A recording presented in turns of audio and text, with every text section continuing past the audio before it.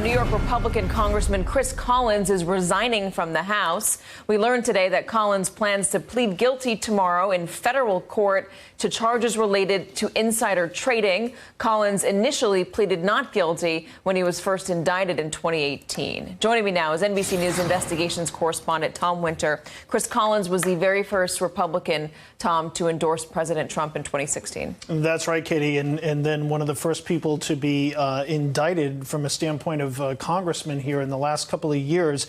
This is somebody who was indicted for an insider trading scheme, and essentially what was alleged at the time of the indictment is that he, by being on the board of this pharmaceutical company in Australia, received word that a drug test had gone bad. Essentially, the drug was not effective because his shares were locked up in Australia and trading of those shares was halted there.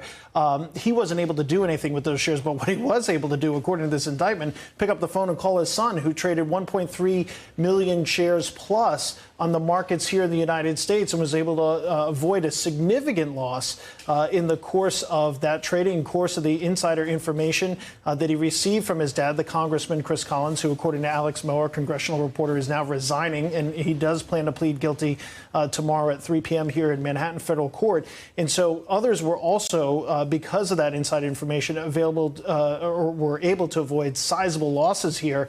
And basically, he was caught because the stock was so thinly traded. So anytime you move 1.4 million shares and barely any shares, it's going to raise a red flag. It's going to raise red flags, and that's what happened here. Essentially caught red-handed, and it's not surprising based on the phone logs, based on how many co-conspirators were involved here. The government was able to get a lot of information and a lot of evidence that would have really might have been most surprising that he pleaded not guilty in the first place before he decided to change his plea.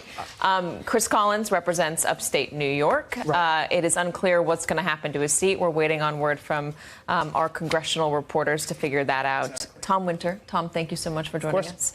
Hey there, I'm Chris Hayes from MSNBC. Thanks for watching MSNBC on YouTube. If you want to keep up to date with the videos we're putting out, you can click subscribe just below me or click over on this list to see lots of other great videos.